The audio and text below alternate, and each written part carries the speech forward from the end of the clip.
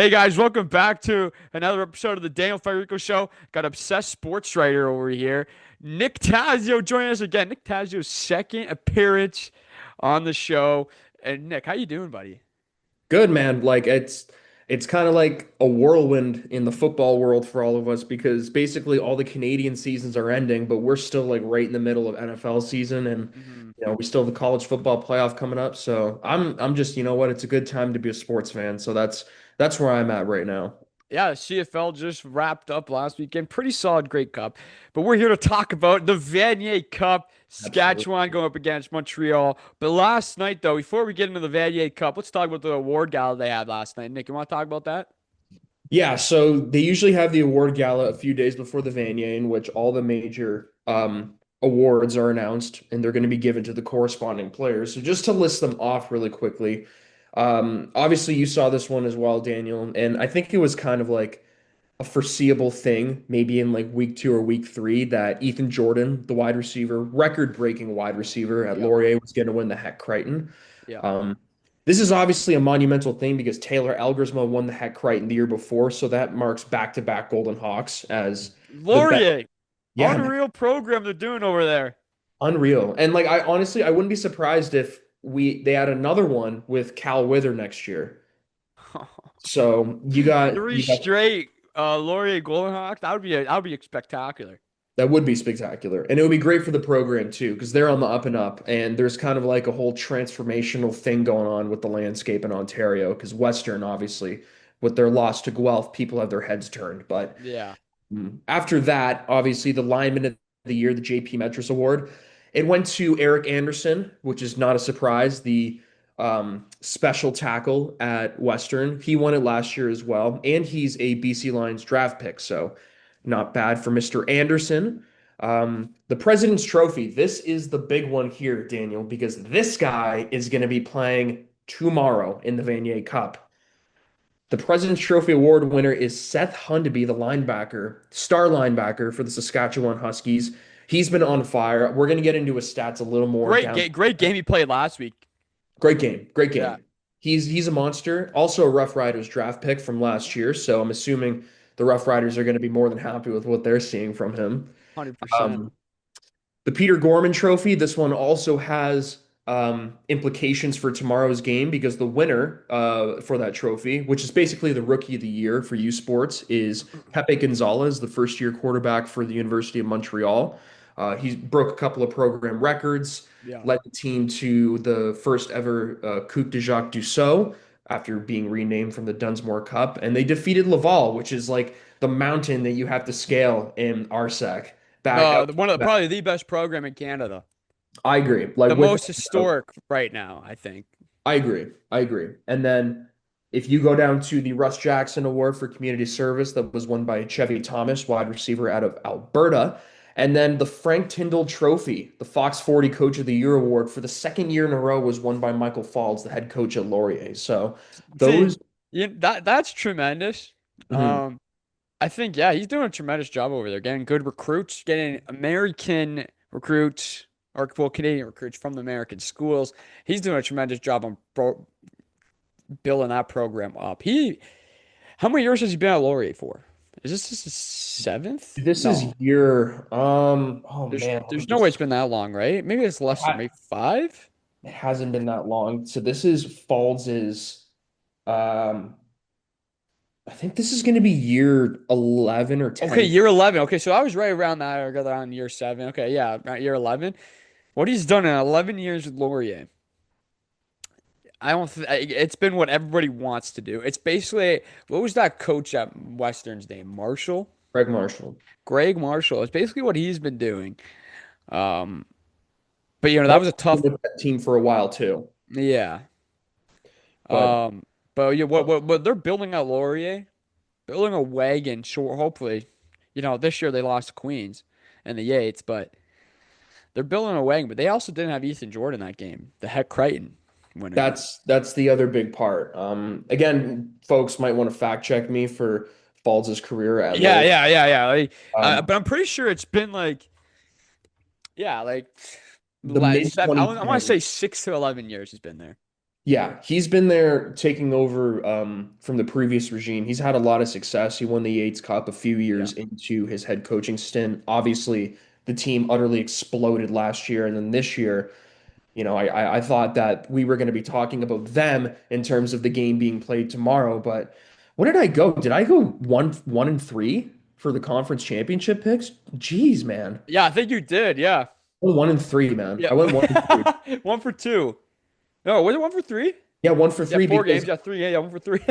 because the only one I got right was St. Mary's beating St. FX. hmm And then after that, I'm like, oh, Well, we went the exact same record too. yeah, But I wanted Queens to win, and Queens won that Yates Cup, man. Queens won that Yates Cup, and that was a dominant performance. Justin Pace, all those guys on defense, they're Yeah, just like that defense that they have at Queens over there. What I like is tremendous, but you know what I'm starting to think? They're starting to slowly turn into D-line U, defensive lineman university. But they could also be running back university too, because they've had a strong running game for the past, I want to say like what, 8 years? they have historically and then they're kind of still carrying on this tradition. Western has always been known as running back U. Like Mhm. always, they've turned out just great tailbacks. And then this year, Ethan Dolby, who was the record breaker, he was present at the awards gala last night as well. So he had a tremendous season this year in his first year as the Mustangs starting running back. But yeah, man, like in terms of Queens and their pass rushing prowess, I don't think there's a better team in the country. Now, obviously, I do have an OUA bias, but I've seen Queens's pass rushing unit not only this year but 2 games last year, and they're just dominant. They're maulers, man. Like they get after you. Oliver Jackson, Stephen Capahey, all of these guys. They Eli Burnett, they're just game breakers. And obviously, their season didn't end. Well, I mean, they achieved their goal of winning the Ontario Championship, but they're not playing tomorrow, but still, like the building Yeah, blocks like for Queens to be at the top of the OUA for years to come. Seriously. it was coming though. They were coming, you know. They've gone to the Yates Cup what, 3 out of the last 5 years? Yes, I Or think. and I they've believe won it so. once, and it was this year they won it once. Won it the first time this year. You know, they're Steve Snyder, what he's doing over there is he's doing a tremendous job with Queens. He's Um, doing an amazing job, yeah. since he came in day one, he it felt like it felt like a fresh breath, fresh air Yeah. when He he came in. he like kind of reinvigorated that program and then it's been a bit of a rebuild, but like then again, like that's the cost that comes with youth sports football programs. And when you kind of steady start to decline, you gotta go through a rebuilding phase. But yeah, Snyder, he's done a wonderful job. Um, one thing I like about what they do um, is they surround their quarterback, Alex Vrakin, with a great amount of talent. He's got a great offensive line. Like he doesn't have to do a whole lot. He doesn't have to do a whole lot to win games. He's surrounded by numerous star players. Nathan Falcone, wide receiver, he's an All Canadian this year. Jared Kazari, the running back, he's an All Canadian this year. So Queens has a lot of great offensive players. Cedric Smith, Jack Ashby Jacobs, all these guys are really good players. But and and when I think of them, I do think of their pass rush. Yeah, I yeah. do. I think everybody in the country kind of does that. Yeah. Yeah, their pass rush, their front seven, their linebackers are awesome. Justin Pace That is that defense though is just tremendous around. Like they have a bunch of maulers. Like you said earlier on the D line, they have a bunch of maulers. But I think all 12 guys on that defense are maulers. No, I agree. I agree. They're going to be a problem for years to come. And next year, like when we do like a season preview episode, maybe in July or August, so a while from now, but hmm Queens is going to be at the top of the list for me going into 2026 in the OUA. Is that They're a going sneak? Is that a to sneak peek on your articles also for next year? Is that a sneak peek on your articles with Obsessed? good. We'll see. Yeah, well, we'll see how it goes. Um, but next year though, you got to think though. Laurier's coming back. Obviously, they're gonna be probably, and they're gonna be. I don't know what the recruiting class looks like for any of the U Sports teams right now. I don't think it has been the commitment period yet. I think they have to wait a couple more weeks, right, to start hitting Laurie's commitments. had some commits already. Yeah, have some commits already. Um, but yeah, Laurier's good. But Laurier's gonna bring in some big names soon. This year, this is the and but that loss to Queens. a little humbling. I think it was great for the program to get humbled like that a little bit with that Yates Cup loss to Queens. That's I very agree. humbling, and I think that's exactly what they did because they were riding high off of having an NFL quarterback a year ago, bring in a top prospect quarterback in Withers, having a Heck Crichton Award winning receiver, having coach of the year too, and Yeah. then losing to Queens. You need to get humbled like that, and you need to know that this you can win on any Saturday in the OUA. And I think U Sports, for in fact, maybe not the RESQ, the Quebec League, because there's only two teams that win. Yeah. It's Montreal and Laval. But you get what I'm saying though. Like sometimes you need to get humbled like that, and then you're gonna come back even stronger next year.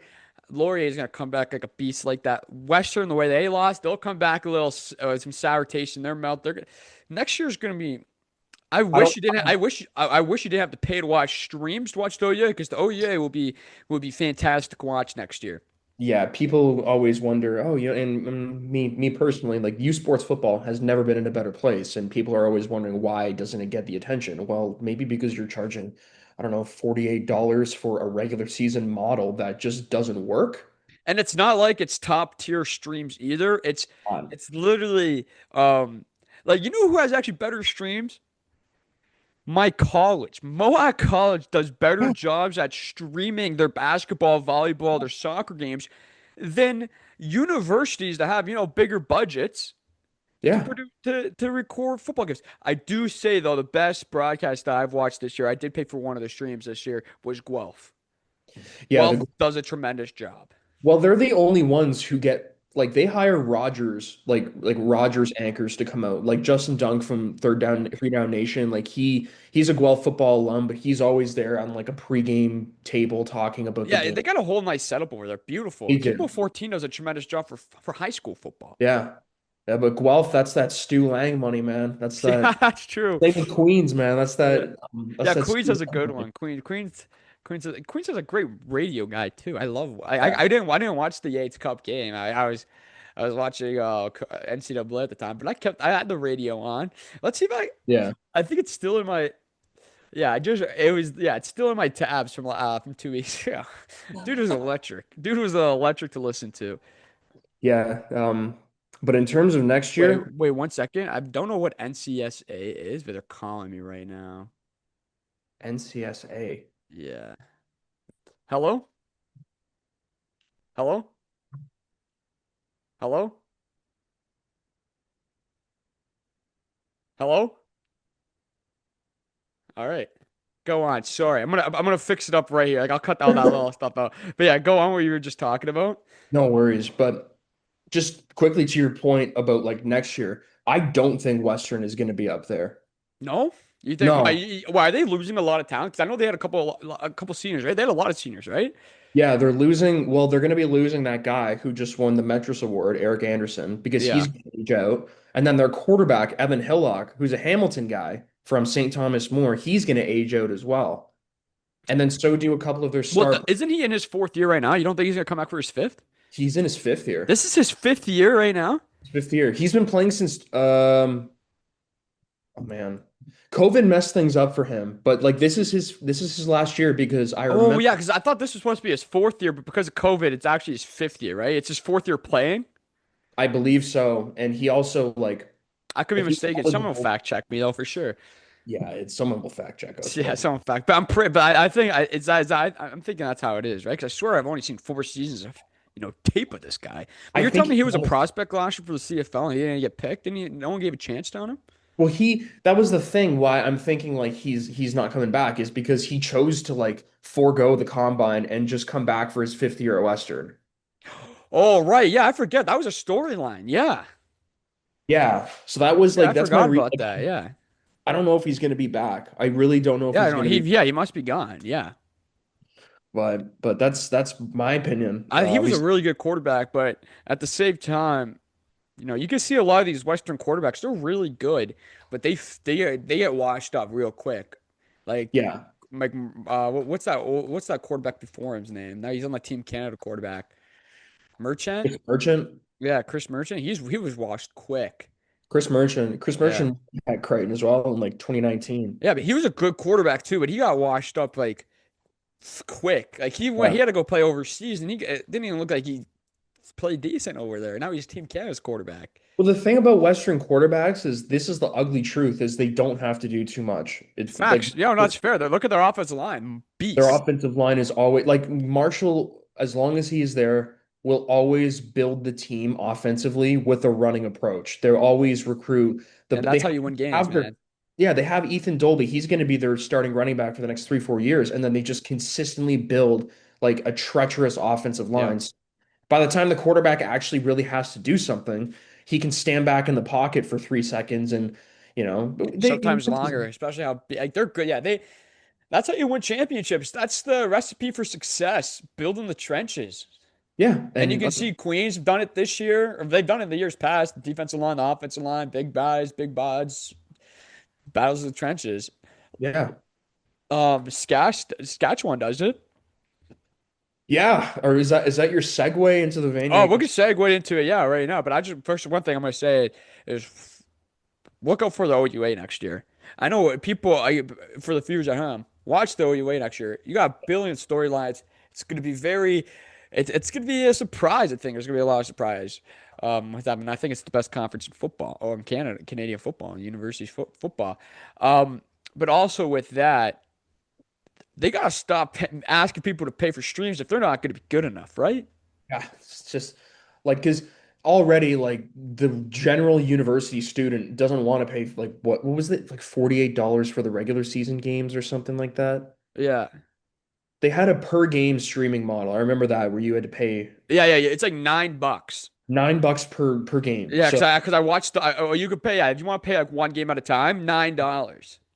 I remember being week one, I was at York watching the McMaster game, and I'm in a group chat with other writers at Obsessed, and I was there. I was the only writer who was present at the game, whereas the rest of them were watching on OUA TV, and that was week one. So that was a lot of our first taste of what OUA TV was going to be like, and I was just looking at the group chat, and it's just like it was basically like there was such a delay in between what was going on and then what was going on their TV screens. And then by the time that, they would come to important moments in the game, there would be no score bug or someone would text, they'd be like, what's the score right now? Or how much time is left? And then you had people who were just following based on stats, on ESPN, you open the app and you just check the score. Yeah. Well, that's a bad decision because U Sports cannot keep stats to save their life. And if they're gonna go into this type of approach on you pay for streams, I want like a pay-per-view type of feel. I want the best experience possible. Yeah. I want the score bug. You know what I think? They should hire all their local TV stations, all their community channels to do the football games. Forget about U Sports, like the OUA TV. Just put it on TV in their local community.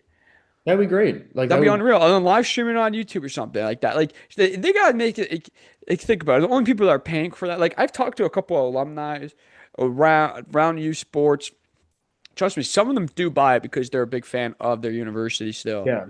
But majority of them said, "Why would I pay for that? I'm not gonna sit down on my couch paying $9 and watch that when I could literally watch, at the NCAA on that Saturday. I'm not Yeah. paying $9 to watch OUA football. That's good. That's not a diss on you sports or anything, because trust me, it's good product, and I believe it's good product. Yeah. It's more like, who is paying $9 to watch football? Football is supposed to you just sit on your couch free, watch it, have fun. Yeah, like I'll pay $9 to watch NFL, but I don't know if I want to pay $9 to watch U Yeah, Sport football. I'll pay money to go watch the games in person though. Yeah, absolutely. You get the better experience just by going to the game. Yeah. Fans, go to the games next year. That's my message. Yeah, go to the games next year Go to because the the games. OUA TV is going to be here for a long time and it's never going to change. And to be honest, like I go on the website if I really really want to watch a game though, I'll probably pay for the Yates Cup next year. Yeah. Because I should have just paid for it this year because it was really good. But I watched just you can't make people pay to watch sports. No, you can't. Unless it's the pros. Like I'm gonna be honest, the only people that could do it is the pros. Well, yeah, like the pros and then obviously like major colleges down in the States Yeah, because like major colleges could do it, but not even that. They're on like, oh yeah, sometimes they're on ESPN Plus, but you'll see the major things on like networks like ESPN, ABC, like they'll be on TV still. Yeah. And you don't have to pay for it unless yeah, maybe a little extra for your broadcast or for your cable company, but that's it. But like paying for a stream that's not even good, I'd give it like most of the college's streams are like 5 out of 10 streaming services. Like they're not good streams. They're No. not enjoyable. The broadcasters are boring. There's just a bunch. Sometimes there's just a bunch of students that have no energy in their voice. They're just doing this for a little money in their pocket to pay for a six pack later at night. That's literally it. So, But yeah, you can't pay people. But I will tell you though, I'll tell you this. If you are gonna pay attention to Queens football next year, listen to the radio broadcast. When I yeah. watched the Yates Cup of that was electric. Great job of doing the play-by-play. And this guy's voice, his energy was up there, man. It was up there. It was ecstatic. It was tremendous. I Yeah, would honestly, I might just listen to week one on the radio next year. these schools hire great radio guys. So yeah, like Yeah. I know the radio guy for McMaster, Andrew Barlett. He's a great guy. He's got a great voice and former Concordia player, football player. So Okay. he's got some youth sports playing experience. So he knows what he's talking about. But yeah, like those radio guys they're great. And but the best part about the game tomorrow is we can just watch it on CBC. Yeah. That's gonna be awesome to see. Watch the Vanier Cup at the Mosaic. Let's go into the Vanier Cup. Great. What an assist from you on that one. But first game we're gonna talk about. Oh, first team I want to talk about is Montreal. Montreal came in this game or coming into the Vanier Cup on I would say a dominant fashion, beating SMU St. Mary's 49-19. Yeah. Um, but talk to me about this Montreal team tomorrow. What can we expect from them? Like This, what we have already seen, though, they're coming from the best conference in football, the strongest conference, because the age disparity right there. yeah. But talk about Montreal. So the beauty of this game is it's your classic high-flying offense versus like stonewalling defense. And in this case, your high-flying offense comes from Montreal. Um, this this team can just flat out score points, man. Like they scored 37.4 points per game this year. That led RSEQ, and it also was sixth nationally. So, and if you look at just about every other offensive stat team wise in terms of the collective units, Montreal ranks like no higher than sixth nationally in just about virtually every major offensive statistical category. They're led by head coach Marco Iadeluca. I think that's how you say his name. Um, Five straight winning seasons since he came in 2020, but he was also the offensive coordinator at the school prior to becoming the head coach. And I don't know if you know a little bit about the Montreal football program in general, but in terms of like the Quebec football landscape, we always think about Montreal and Laval, right? Yeah. Well, both of them are relatively new programs. So Laval came into existence in the late 90s in like I believe 1996, the year after the Quebec Nordiques left town. So all of a Okay. sudden, yeah, so all of a sudden people didn't know they didn't have like a sporting event or a sports team that they could root for. So Yeah. University of Laval or whatever it's called, I'm sure there's a different name for it in French French. name over there for sure. Yeah, Yeah. Université de Laval or something like that. Yeah. That's my attempt at French. So please don't. Do you French Canadian listeners? I don't want to insult them. I honestly don't think so. Okay, I okay. think everyone's, English. We actually won't know until someone probably comments or we end up on a Facebook group. Just just someone just like All right, just a little bit of some technical difficulties there, but we're back. Saskatchewan, a success this year. This as a province, as a city, they're doing a tremendous job over there. But let's move into the Huskies now. That other team that Montreal will be taking on Mhm. against in the Vanier Cup. Nick, let's talk about that team. Well, and these Huskies are going to have their hands full with the Montreal offense, but let me tell you, they certainly have the defense that can help them carry out this mission. In particular, Seth Hundeby, the linebacker, he won the Outstanding Defensive Player of the Year award at the U Sports Award Gala, formerly known as the President's Trophy. And he is absolutely on fire. Listen to these stats here, Daniel. So, All right. total, this is in all competitions played so far. So, um, 8 games in the regular season plus two extra. So 10 so far through 10 Okay, 10 games, games. 57 total tackles, 8.5 tackles for loss, 5.5 sacks, 4 forced fumbles, 2 passes deflected, and 2 interceptions at the linebacker position. Expect to hear his name a lot tomorrow Yeah. afternoon. Yeah. He's also a Rough Rider draft pick from last year. So him and then the star wide receiver Daniel Weeb Yep. are Huskies that will be playing in the Vanier Cup after being previously picked in the CFL draft last year by their hometown Rough Riders. So look, the proof is in the pudding. Like if these two guys have huge performances, we should expect to see them as Saskatchewan Rough Riders next year, correct? I think so too. But that team's Yeah. gonna be hard to beat because coming off a Grey Cup championship, it's gonna be tough to crack that type of roster because we don't even know how many guys are gonna want to Yeah. leave Saskatchewan right now. But I could see them for sure making the roster or practice squad. But you will be hearing their names in the Canadian Football League soon. I can promise you Yes. that it will be soon. So they're led by their quarterback, Jake Farrell. And I should say that this is not the same starter that they had during the first 5 weeks of the regular season, who's the star, Anton Amandrid. He actually was relieved of his duties because he's battling lymphoma right now. And so there's a huge emotional factor in this game Yeah, as well and for the Huskies. I hope they win it for him, man. That would be I do special, too. man. That would be special feeling for him because, man, everyone got to remember though, they're kids. Yeah, they're kids. They're Like, literally kids, and battling something with that is just, it actually makes a sick feeling in my stomach because Nick, we're kids too, still, man. oh, we are. Like we're Like, we're the like, same age as these guys. yeah, like it just it's like I obviously hope he recovers. I hope everything goes smoothly, but I really, really hope, and this is gonna be my pick right now. I really hope Saskatchewan wins it for him.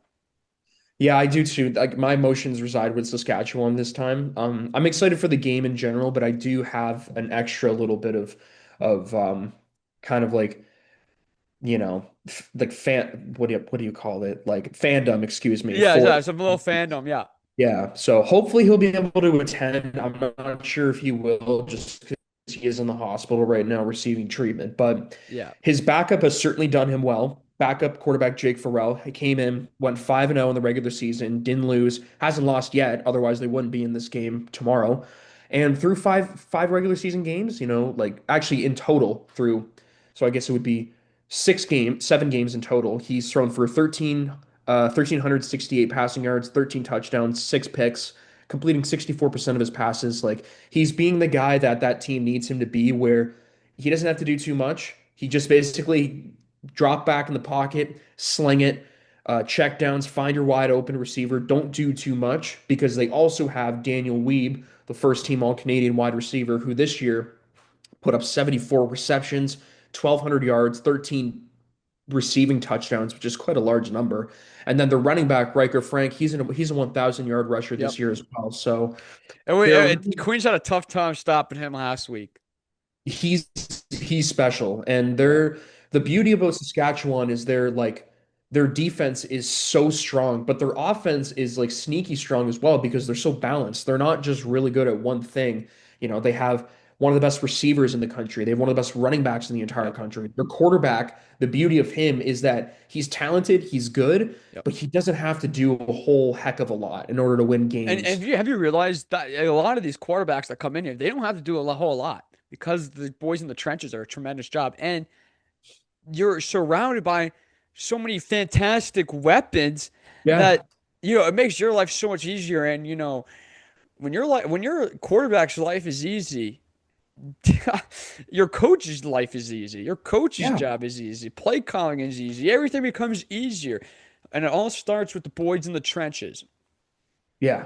And if you just to get these numbers out quickly to you so you can get a picture of exactly what they do well on defense. Here you go. So they only give up around 16.5 points per game in total. They give up 118.4 rushing yards per game, which is an extremely low number. Yeah. They average 51 tackles per game, which is third in the entire country. They have 2 defensive touchdowns at the year, which is tied for second in the country, and their 18 sacks is tied for sixth. So they're super balanced. Like Yeah. they do a lot really well, but in particular, you almost can't run the football on them.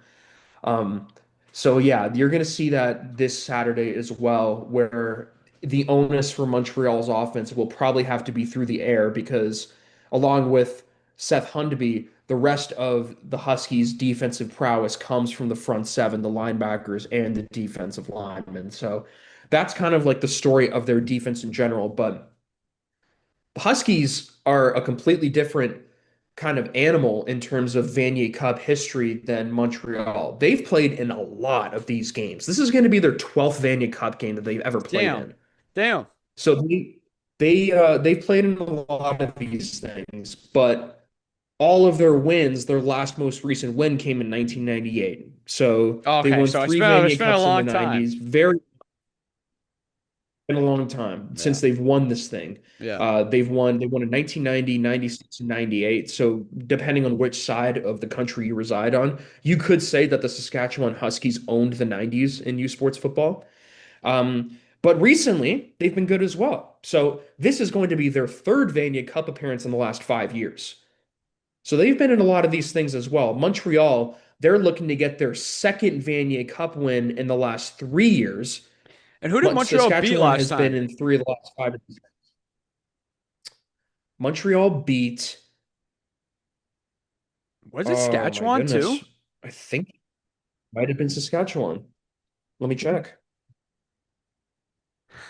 It's either Saskatchewan or UBC.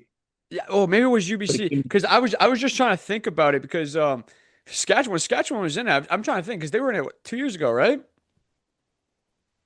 the last time Saskatchewan was in this game was 2022. 2022, 3 years ago. I'm just trying to think of who So they it was, played. I think it was UBC. Yeah, was it UBC? Okay. Yeah, they defeated UBC 16-9. So Okay. both of these teams have been in this game like consistently throughout the last like 5 to 6 years. Yep. So basically things have kind of been leading up to this moment for both of these teams. Um, my main takeaway. Oh, here's a stat that you're gonna like, Daniel, because you're like me, you're a stat guy. You ready? I love stats, love numbers. In the last 5 games, Yep. Saskatchewan has only given up 12 points once. Okay. So their So defense, well, if you think about it, when I was watching the game, their defense, their run stopping defense, by the way, tremendous. They forced just Queens to throw. unstoppable.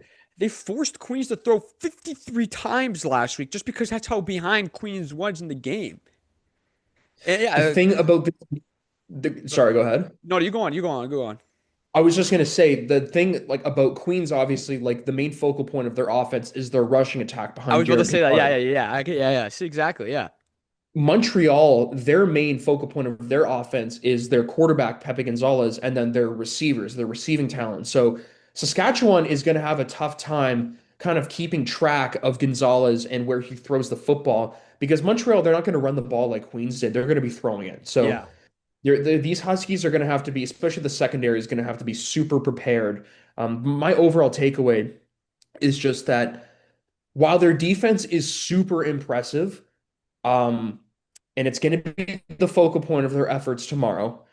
In my opinion, their offense just leaves a little bit more to be desired. And I know that it is because of factors that are out of their control, like Anton Amundren and whatnot. But I just think that threw such a wrench into their offensive plans this year that they're going to have to they're going to have to dig deep to find a way to beat these Carabins on offense. And I think the way they could beat them too is being the more disciplined team. The Huskies will be more Yeah, disciplined. They only had 3 flags last week for I think it was like let me look at this. Let me find look. I'm gonna Google something real quick. I'm yeah, yeah, pretty yeah. sure they had 3.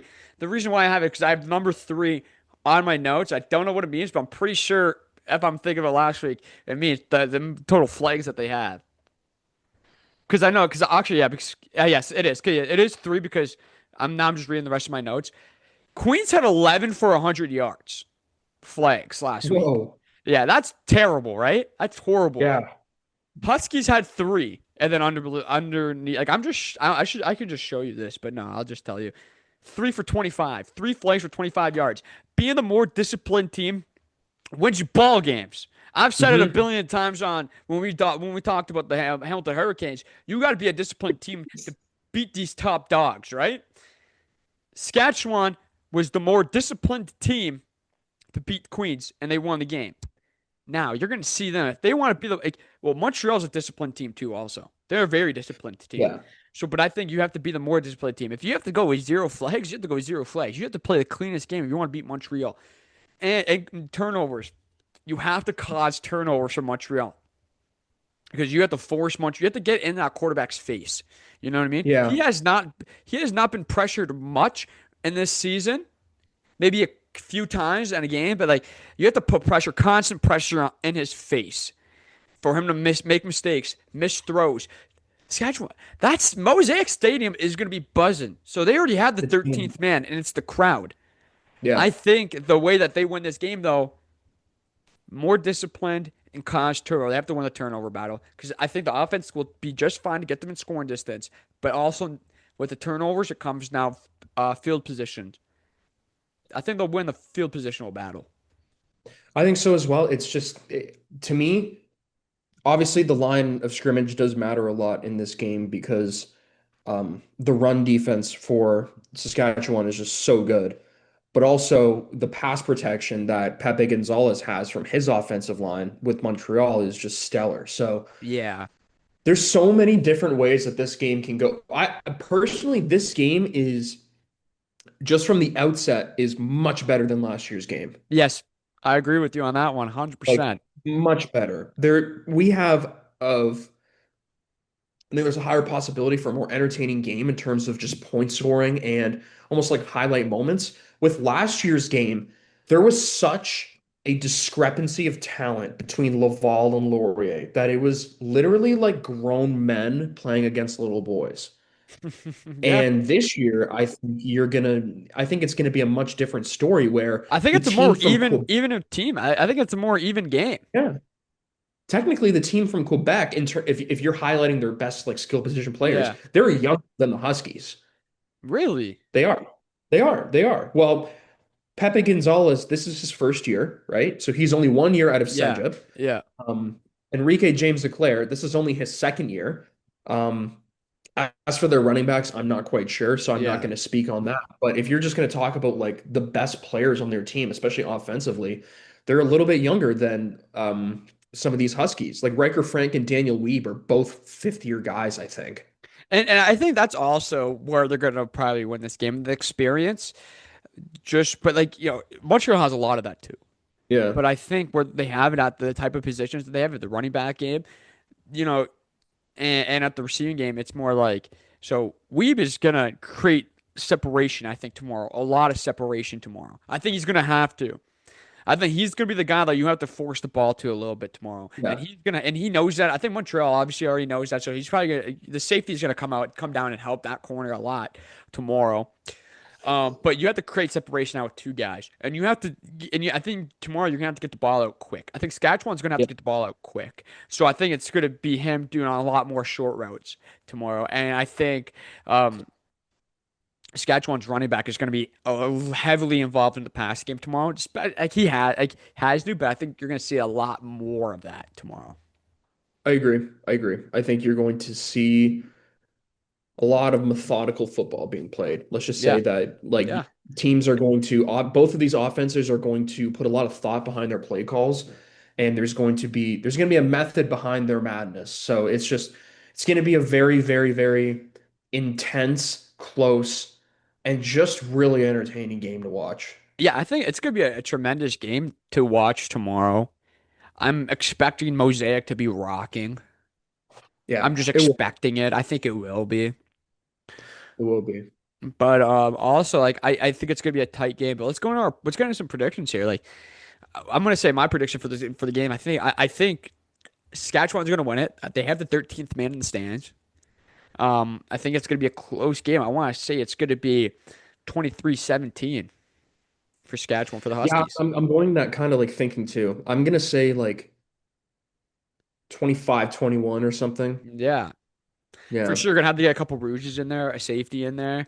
Yeah, that's what I'm thinking. Yeah. Especially, let's say like Montreal gets backed up on their own goal line. Exactly. Yeah, and you're gonna see a lot of thought process on that tomorrow. For the people listening to or watching, you're gonna see a lot more thought process happening from special teams all the way to defense to Yeah. offense. Field position is gonna be the biggest battle tomorrow because if you give Montreal, because Montreal, if you give them starting position in your own territory, they're going to capitalize. Yeah, That's just how good of a coaching staff that they have and players that they have. They're going to capitalize no matter what. You could be the 100%. greatest defense of all time. They're going to capitalize every single time they're in enemy territory. Hmm. Saskatchewan, on the other hand, they could do the same thing too, but I don't trust their kicker as much either. No, Like I I think agree. Montreal automatically. Like I think I was reading something. I could be totally wrong. Fact checkers again will they will find me and they'll tell me. But I'm pretty sure. I think I trust Montreal's kicker a lot more than I do with Saskatchewan's. If the game does come down to that point too, I'll be a little bit like I'll just be like, whoa, like this is I'll be pumped it for would it. play it would play in part with the narrative that we have of it being a close game, but like Yeah, I'm excited. This is gonna be fun. yeah. I think it's gonna be obviously Vanier Cup's always special. It's been Yeah. special since the first time I watched the Vanier Cup in 2011. It's the 60th one this year too. Yeah, the 60th Vanier Cup. Vanier Cup has always had a special feel. I Yeah, don't know. it's People are gonna be asking me, "Hey, are you watching college football tomorrow?" Yeah, I am. I'm watching the Saskatchewan Huskies take on yeah. Montreal and Mosaic for the 60th Vanier Yeah. Cup. Oh, what about Notre Dame? I'm not watching that right now. I actually don't even know what time Notre Dame plays that tomorrow. I think they play at the same time as Who the do they Vanier. got tomorrow? Notre Dame Yeah. got Syracuse, so that's a win no matter what. It's senior day tomorrow too. I'm pretty sure. You got Notre Dame got. Syracuse tomorrow? Oh my Yeah, I think gosh. Notre Dame will get that, but tomorrow is gonna feel so special. You wake up, Vanier Cup is on TV, and with the tremendous, I don't, know, I'm excited to see who's broadcasting the game tomorrow because they're gonna do a tremendous job no matter what. Yeah. And I'm so happy CBC is doing it. I'm just like they've done a tremendous job year in and year out. Yeah, no, they've been great. I hope that they do pick up more U Sports games in full, like over the next couple of seasons. That'd be great so that we can have an outlet to watch on TV. But Yeah, so far, what they've been doing with the Vanier Cup has been superb. yeah, I agree with that. But yeah, Nick, anything else you have to say for tomorrow's game before we sign off? Keep your eyes peeled. Tune in at 1. You're ready for some fireworks, man. Like Yeah, this is going to be a super emotional game on one side, and on the other side, in terms of talking about Montreal, you're looking at what could be. I'm gonna go there, man. The new Laval, like this. a I'm gonna new go there. Laval. I'm going there. So don't let the Carabins win this year. That's all I'll say. But at the same time, my heart is with Saskatchewan. I like that a lot. My heart's also with Saskatchewan. I'm Daniel Federico. That's Nick Taggio. This has been the Vanier Cup preview. Great talking to you, Nick. That this has also been the Daniel Federico show. I'll see you guys sometime next week. Ciao.